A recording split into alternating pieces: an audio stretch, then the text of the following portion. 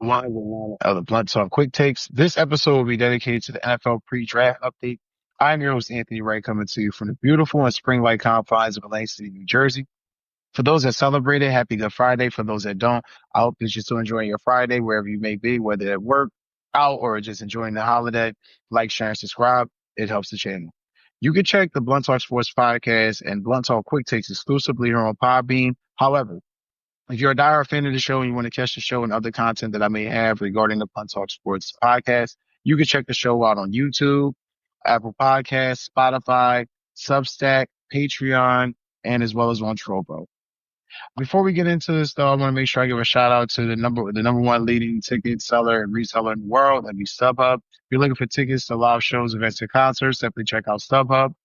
Also, if you're looking for the number two leading ticket seller in the world, if you're not able to get the StubHub and you may be some of my UK subscribers or subscribers overseas, definitely check out Viagogo for tickets to live shows, concerts, and events. If you guys are looking to check out Chris Brown or some of the football games that's going on right now, definitely Coldplay is definitely going to be there in the UK as well performing. So definitely don't want to miss that. Check that out if you can. Links will be in the description of this video. Also, guys, I definitely want to make sure we give a shout out to PlayStation Direct US. If you guys are big fans of PlayStation, you know that it's more than a game. Definitely look in the description of this video, this podcast, and you'll be able to find links to bundle packages and other packages that we have for PlayStation. So, if you're definitely looking to get your game on and, enjoy your holiday weekend with the kids or with your brothers or uncles or sisters, whoever it may be, definitely make sure you check out that link in the description. Well, guys, it's been a couple of days since I dropped a podcast, and I wanted to give it a little breather in between. A lot of jam-packed information to go into with you guys today. Like I said, this is a pre-draft update. This episode, I'm not going to do another episode until a couple of days before the draft regarding the NFL, unless, I have to do like a quick video on some earth-shattering news, like a trade or something like that. But we'll see. The NFL has been a gift that's kept on giving throughout the whole offseason, so been appreciative there of that. But we're going to start down in Southern Florida and Miami with the fallout with the Miami Dolphins. I mean, first of all, if anyone who has followed this podcast, like I said, we just celebrated the year anniversary or year birthday of the podcast Monday. If you can, definitely check out the episodes from that day. It was a lot of love. I love you guys for definitely clicking and sharing and subscribing and commenting. Definitely appreciate it. Most importantly, the number one thing though in South Miami that has been a major albatross or problem has been what I felt like is General Manager Chris Grier's ability to sugarcoat or shade or evade ridicule, for lack of a better word. I feel like that this Dolphins team is underachieved. If we go back, like I said, a year ago, you gave Tua Tagovailoa the money. I said that was a mistake. I felt like Chris Grier was kind of doubling down on the moves that he made to justify it to himself and to management, but more or less, I don't know if he even truly had confidence. But then again, give a guy that much money, maybe you do believe. Here's the thing though. Now, all season later, Christian Wilkins is gone. You're now, Javon Holland's going to free agency. You let Calais Campbell go a year prior. Now you're talking about getting rid of Jalen Ramsey to clear up cap space. So this is the same Jalen Ramsey, though, keep in mind, that you just gave a shitload of money to last offseason, last September. So perplexed is bar none, like the word that can be used, adjective for the day. But digging into some of the research, digging into some of the quotes and things, I can definitely see here why they're going through what they're going through. First and foremost, Jalen Ramsey hasn't been that guy for a while now. He wasn't that guy when they gave him the contract. But apparently, Chris Grier wanted to justify the move, so he gave him the contract. That being said, this has been one of the worst contracts that you could give a corner, where you're literally giving him an extension, and then a year later, you gave him the highest paid defensive cornerback money, contract a year prior. And now that you've given him all this money, now you're trying to get off the contract because somehow, some way you realize, we haven't really done a good job paying the guys that we really wanted to keep. So now we're going to have to really get rid of somebody who we actually like. We're saying with a straight face, we're talking out the side of our fucking necks that we really don't want to get rid of this guy, but we got to get rid of him because we don't have the money that we need to utilize the cap space to continue to build around this roster. You paid Jalen Waddle when he was injured. This has just been bad front office management. Chris Grier should be fired. And I know people say you shouldn't advocate for things like that. I don't give a fuck. You're talking about people who dedicate their time, money, and energy, just as I'm pretty sure he does. Yes, just as I'm pretty sure Chris Grier does. When you dedicate that much time and energy as a fan, though, Sundays, Mondays, Thursdays, sometimes Saturdays, staying plugged in, spending money. We're not even going to talk about the gambling aspect. And then you're talking to me about this team is not in a rebuild. We're spending money to win now, and yet we're not physical enough.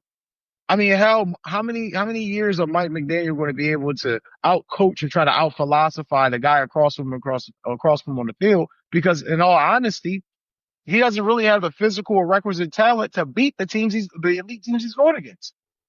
I mean, my God, the Bills dominate their fucking division. Josh Allen has been a thorn in the Dolphins fucking side since he's been there. They've had no answer for him. New England's going. You kept hearing all this. Oh, once the Patriots die, the Dolphins go. No, nope. It was just hype. And you dig into the comments here by Chris Grier where you're talking about a soft rebuild, and he scoffed at the notion of a soft rebuild, which is hilarious because, again, you lost Calais Campbell. You didn't, you lost Javon Holland. You didn't bring back Christian Wilkins the year prior. You're losing talent. You've lost immense talent each year, but apparently you're not rebuilding. Quotes here from Chris Grier. No, that word has not been brought up at all.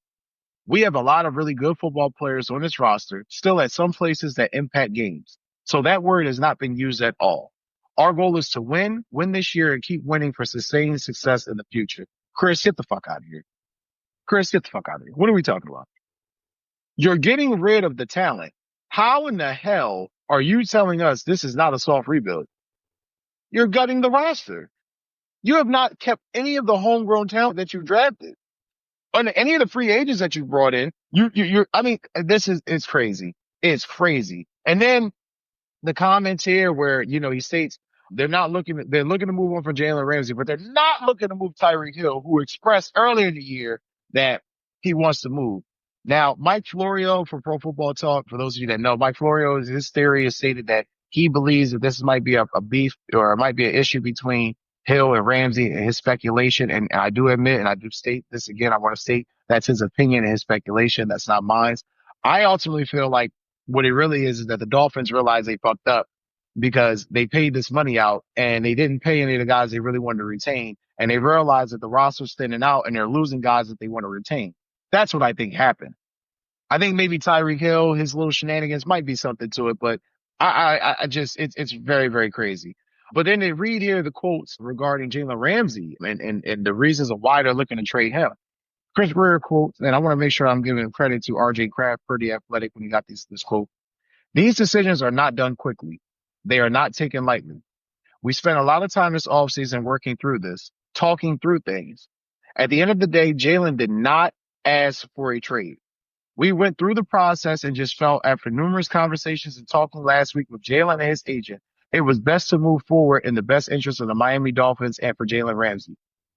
So what that means is he wouldn't take a contract reduction, so we got to get rid of him. I mean, all this fancy fuck-ass jargon, all this fancy wordplay, just to say he didn't want to take a contract reduction because we fucked up giving him all that money a year ago. So we're going to have to get off him because he didn't technically ask to be traded, but we got to figure out a way to get him traded. A lot of bullshit, a lot of propaganda coming out of South Miami right now. And then to go even further, he touched on, the bad contracts that they've signed guys to, we've alluded here, Waddle, Ramsey, Tua, the list goes on. But then he also did speak on Cam Sutton having to step up in the space now with Jalen Ramsey about to be gone, which I find crazy that you're saying that a third or fourth year player has to really step up, which that should be something that should have come along with the territory. But needless to say, when you're Chris Grier and you're not really doing a great job at GM, things like this are going to be said. But again, it's just very perplexing what they're doing in Miami. I don't really understand the logic or the mindset of what's going on there. But apparently, they have a plan with Zach Wilson being the backup quarterback. As they go forward, Chris Grier stated, and quote, I think as we were all going through it, and we spent a lot of time on that with Mike, somehow Coach Mike McDaniel, and the offensive coaches and the scouts, and we just felt like Zach had a lot of potential and had a lot of talent. And I know you could go the veteran route with someone more proven. Zach has won a few games. I know everyone's going to say his record and stuff, but I think for us in dealing with it and getting to know him talking once he signed and getting to know him and going through it, going back to the relationships people had with him prior to the draft when he came out, we just felt like in talking to him and some veterans that he was the right fit and right choice for us because we don't think his skill set really fits, that his skill set really fits what our offense does. Let me explain to you how that's bullshit. What that is, hey, Tua gets hurt a lot. And we got to take a chance on a young guy because Skylar Thompson ain't it. Skylar Thompson is clearly not it.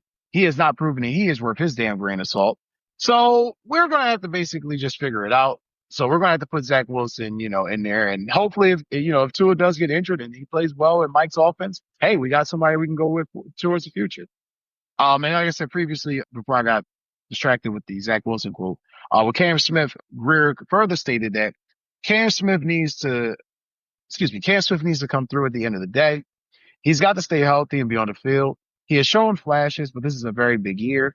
He knows what's expected because we can't hold his hand and wait for him anymore.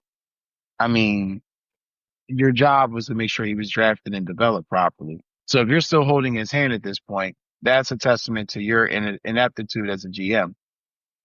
Yeah, this is just a shitty situation. If you're the Dolphins, you can't. If you're a Dolphins fan, there's no way you can legitimately have confidence in this guy and in what the projections for the future of this team may be. He went on to further state before I end this part with the Dolphins. He went on to further state that while he didn't elaborate on why the team was looking on to move from Ramsey, I pretty much just told you why they're doing it, but he didn't state the exact reason. He offered no timeline for a trade and said that he has already had discussions with other teams. Trades come together at all different times, from before the draft, the day of the draft, and during the draft. When it happens, it will happen. If it doesn't, we will deal with it then. Which is basically a bunch of fucking nothing that he just said there. Basically saying that we have every anticipation of trading this guy. Weird times in South Florida. If you're a Dolphins fan, definitely not the outlook and the prospects that you were looking for or hoping for within these past couple of years, especially with getting Tyreek paid and all the additions that they've made. It hasn't really worked out. Speaking of a guy who is looking like he's not going to work out, former Pro Bowl and former All Pro corner Jaire Alexander from the Green Bay Packers has been in a very weird situation where very topsy-turvy over the past couple of years for the Packers. It's kind of been alluded or been hinted at that he's going to be allowed to seek a trade or allowed to be traded. And there were strong indications in February that the Packers were going to be moving on from him, but things just didn't materialize. But per Tom Silverstein in the Milwaukee Journal Sentinel, reports that the Packers have had interest from other teams in trading for Alexander, but that no deal is imminent. I think that's more or less just they're waiting for the draft to play out and the contract situation and Jaire Alexander's injury history. Because looking at it, his base salary of $16.15 million for the 2025 season and his cap number is over $24.6 million. And that's if you trade him or cut him before June 1st. That's actually more than what Jalen Ramsey is due this year. So keep in mind, Jalen Ramsey's actually played a full season or two within these past couple of years. Jaire Alexander has not. So I think that's definitely the issue. I think that's more or less a cap thing. The Packers going to figure out how much of that they're going to want to bite off to get rid of that contract. I think they definitely need to get rid of him because there's definitely prospects that they can grab in the draft this year to replace Jaire Alexander. However, I don't feel that they have to make a move right now without, getting the proper reciprocation as far as draft capital return and how much they're going to eat in that contract. Because I do feel like they're getting rid of Jaire. They're going to have to eat a sizable portion of that contract to move. Here I wanted to touch on the Jacksonville Jaguars. Coach Liam Cohen and GM, let's see here. What is his name? GM Brad, is it Gladstone? James Gladstone, excuse me. James Gladstone. Coach Liam Cohen and GM James Gladstone spoke at length about looking to grab a cornerstone or a franchise player with the fifth pick. This is Gladstone's first draft. I didn't get a chance early in the offseason to dive into Gladstone. I actually had some notes on him written up, but busy as hell with a lot of things going on, life and just sports and topics in general. So, diving into the Gladstone. Now, keep in mind, Gladstone is a former Rams executive. He's been hired as the Jaguars GM, as I previously stated. He is currently the NFL's youngest GM. He spent the last 9 years with the Rams. Also, a former Hall of Fame left tackle Tony Baselli is now hired as executive football, vice president of football operations for the Jaguars. So in my opinion, all good signings as far as what the Jaguars are trying to do, cleaning out their front office to make sure this team is in a better situation to compete and be better going forward. Definitely like that. The strengths of Gladstone here before we get into the article. his main job was scouting. He took the job over from Brad Holmes, who eventually became who's currently the Lions GM, from 2021 on forward. But also, too, Gladstone was responsible for drafting 14 drafted rookies and 26 undrafted free agents. Guys like, guys in the names of Puka Nacua, Kobe Turner, Byron Young, Jared Verse, Brandon Fisk. This guy he had a hand in getting these guys drafted. So that just will give you a little background on the GM there. He has an eye for talent, clearly. And the Jags like what he can do, or they think they think the prospects of what he could potentially do for this franchise are great. Going forward, I think this is a monumental draft for the Jacksonville Jaguars. They cannot afford to go into this with just another middling pick, another, just another guy. You got to make sure that you got somebody that can help change the franchise around, because they are in dire fucking straits. I think they've been in a situation now for the past few years where it just really has not worked out to the way that they hoped and the magnitude that they hoped, whether it's been injuries for Trevor Lawrence, inconsistent play, whether it's the offensive line playing like utter dog shit, whatever it may be. It just has not worked out to the magnitude that they've hoped and wanted. And it's a situation where now the Jaguars, they have to make a move. They have to make a move to be able to put themselves in position to really draft a guy that can really help change this franchise around. Another face of the franchise type player. Looking at the quotes here, they spoke at length. Gladstone stated, "Naturally, that's absolutely where your mind goes. We've had discussions on that subject a number of times. We feel good about the pot of players right now that we're discussing, and that would align with all the messages we would like to send to the locker room, to our fan base, and to the greater football landscape about who the Jacksonville Jaguars are moving forward." Again, searching for identity. I agree with this. I mean, it's a vision that they need. They haven't had a clear vision since the Tom Coughlin days. I mean, in all due respect, Jack Del Rio had a fucking vision. I'm not sure they had, Doug Marrone, not really, things kind of fizzled there. You had Gus Bradley as defensive coordinator. So they had some guys in here that were really trying to help the team, but it just seemed like things really just haven't really manifested the way they should have or they hoped. I mean, if you're a Jags fan, this does have to inspire a little bit of hope for you going forward. Looking here to also speaking about the Rams, Gladstone's former team, the Rams, hilariously, if anyone has listened to Sean McVay at length throughout this offseason, we all know that he has lied dramatically about not evaluating or not looking for a quarterback this offseason, which is just utter bullshit statement. We all know that he has. It's definitely something that they've reviewed. They reviewed it a year ago when they had Matt Stafford still playing well. And they reviewed it this year after Matt Stafford still played well. So they're still looking for a quarterback. Make no mistake about it. Going forward here from via NFLTradeRumors.com, says the Rams have spent extensive time with Ole Miss quarterback Jackson Dart via Pat Leonard of the New York Daily News. Not a shock there. Not a shock there. They're not in desperate need for a quarterback. They have the guy already. You have Matt Stafford. They're still playing at a high level. But nonetheless, they have to prepare for the future. Garoppolo and Stetson Bennett are not the guys. I think that's pretty indicative at this point. And if you're McVay, your resume is being known as a quarterback whisperer. So if you don't really figure it out with these guys or try to figure out what, one of these young guys coming out in the draft soon, you might be in a situation where, God forbid, if Stafford gets dramatically hurt or drastically injured or this team just takes a step back, how do you really prepare for the future without the guy currently being in the stable? So I definitely think they're going to take a quarterback at some point in this draft. Jackson Dart, I think, if he falls possibly to the second round, maybe third round, I think there's a chance they take him, but I don't see them drafting him in the first round. Also, teams looking at quarterbacks. We have the Giants, who met with Alabama quarterback Jalen Milroe, who ironically was also invited to the draft. I'll touch on that at the end of this segment, but Jalen Milroe has been invited to the draft in Green Bay, Wisconsin. But the Giants, most importantly, were meeting with him for a private workout. Also, interestingly enough, as much as Brian Daboll talked about not meeting with guys for private workouts, he also met with Shedeur Sanders and Tyler Shuck in a private workout. This is just indicative that it is very clear that the New York Giants are going to be definitely drafting a quarterback going forward into this draft. They cannot leave this draft without one. I think it's been an unmitigated disaster of the Daniel Jones era. I think they just want to wash their hands of that so quickly, and they want to get somebody in there that can help them now. So I get it. Don't think it'll be Jalen Milroe. Maybe Tyler Shuck. I definitely think that if maybe, well, let me say this. I'm not expecting Shedeur Sanders to fall dramatically in the draft, but let's just play devil's advocate. Let's say hypothetically he falls. I can definitely see them a reason why they're looking at Milroe because they don't expect Shedeur Sanders to be there. But if for a chance he's there, let's not. What's the harm in taking a look at him? But I think Milroe and Shedeur are definitely in play, and Tyler Shuck can't be underestimated too. He seems like a guy that the Giants kind of like in that mold of quarterback. So interesting that the Giants are still looking at quarterbacks at this late in the process, but it just goes to show you they know for a fact looking forward to the future, they have to have an answer because clearly Russell Wilson and Jameis Winston will not be the answers going forward for the New York Giants. Also, too, very interesting news on the Ravens front. I want to touch on two things with the Baltimore Ravens.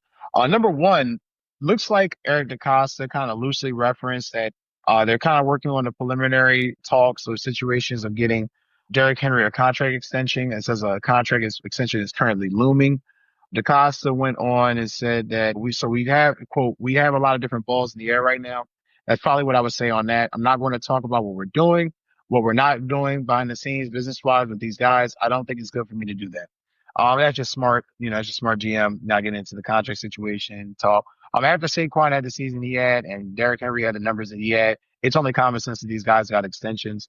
Derrick Henry needs it. Hopefully this means they're going to utilize him more if you're a Ravens fan. Yet more will be determined on that front. If playoff game yet to be determined. But nonetheless, the other startling and interesting news I definitely wanted to touch on was tight end Mark Andrews. Eric DeCosta was asked at length about, Mark Andrews' future, and he was very non-committal, on Mark Andrews, which is very shocking. And his quotes, when asked if it's possible that Mark Andrews is definitely not getting traded, he stated, quote, "Oh man, I never know what's going to happen. I would never want to say that this or that, but I can tell you this: Mark Andrews is a warrior, and he's played his butt off for us. And his competitiveness, his talent, his attitude, his leadership is so valued here. He's a great player. We're in the business of keeping as many great players as we can. There's always a lot of unpredictability with the draft. You just never know. That means if the bidding is right, they'll trade him. He's caught hell for the playoff game, undeservedly slow. Like I said, I watched the episode. I spoke on that. I felt like Lamar didn't really put the ball in a great position for him to try to catch the ball, but tight end with his magnitude, he should have caught it. Nonetheless, I understand. But I really think this is more contractual than anything. Being that they know they're just about to pay Derrick Henry, you got to look at read the tea leaves and pay attention to what's going on. He's set to make $7 million as a base salary with $16.9 million going against the cap this year. Trading or releasing the 29-year-old could save the Ravens $11 million against the cap. So this is very clear and indicative of if we can get off of them and save some cap, let's do it.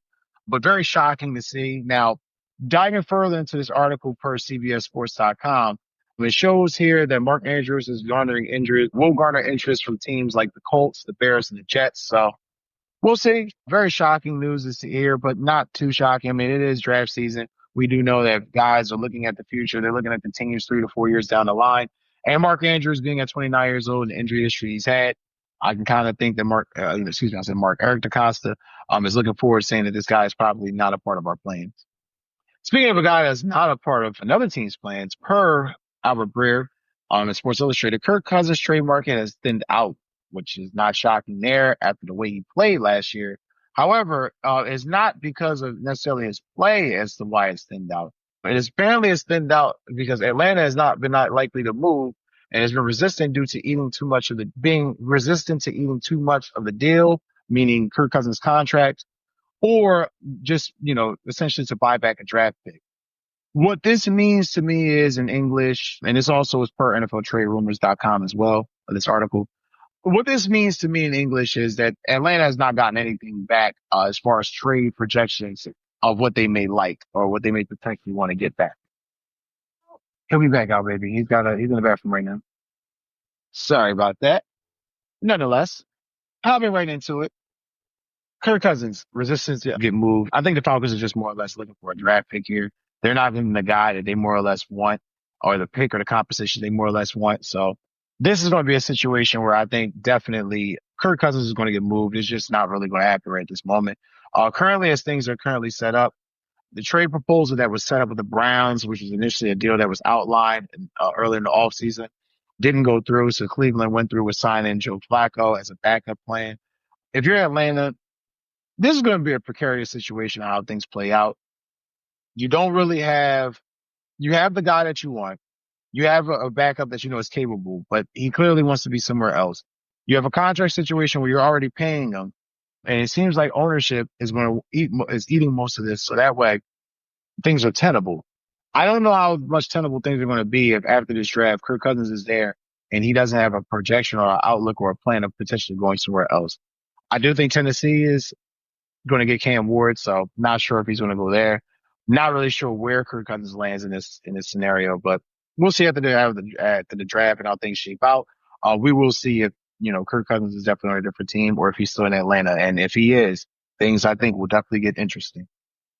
And also, too, per Bleacher Report, we're going to go off the draft invitees for the 2025 NFL Draft. The list has been put out. You guys can see it on Bleacher Report, ESPN, NFL.com. It is there. But Jalen Milroe was invited over Shedeur Sanders. That was definitely something that caught my eye and made me kind of go, what the hell? First of all, Jalen Milroe being invited over Shedeur Sanders is kind of crazy. The fact that Jalen Milroe is not even, and I think prospect wise, Jalen Milroe is a good prospect, but he doesn't have as far as the quarterback traits or tendencies that, a Shedeur Sanders has. So it's kind of weird how things shaked out there, but he got the invite. And now, granted, Shedeur did state previously that he was going to be watching the draft party with friends and family. So we'll see how that all, maybe that's why the NFL didn't do it, but I don't know. Just kind of a weird thing. He didn't even get the invite. Also, too, are two wide receivers really going to go in the first round? Tellero McMillan from Arizona, I definitely think he's going to go in the first round. There's a lot of speculation that Matthew Golden from Texas is going to go in the first round. I don't think he's a first round wide receiver. However, my opinion and me not being an insider, it really doesn't matter. So it seems like he's definitely going in the first round. I do think that's possibly a massive mistake, but it looks like two wide receivers are going to go in the first round. We'll see. Where's Ashton Genty landing? It has been a lot of massive speculation throughout the draft boards. He's going to the Raiders. He's going to the Bears. He's going to the Jets. I obviously think he's going within the top 15. I just don't know where he's landing. So I think that is interesting. And most importantly, Maxwell Harrison, young ball hawking corner out of University of Kentucky, also announced that he will attend the draft in Green Bay. So that lets me know that he's going to definitely be a top pick or a high pick coming out. So very interesting to see, man. And I also, before we wrap this episode up on episode 109, I want to touch on waiting for that phone call to be drafted. It was a deep article on Pretty Athletic. They talked to Kyron Williams during his draft process and a couple other guys. They talked about that anticipation or anxiety about how something that, most fans, most average fans like ourselves don't really think about how you're happy and excited because you're waiting to hear your name called, but it's really that anxiety and that buildup of potentially waiting to hear your name called and how that dread overcomes you and can, kind of take the process, still the joy from you. It's just a lot. It's a lot to deal with. We're waiting for that phone call to be drafted. I have the link in the description. If you guys definitely read that article, it's very interesting. Read from The Athletic. And that's going to do it for this episode of Blunt Talk Quick Takes. Thank you guys as always. Don't forget to like, share, and subscribe. Take care and enjoy your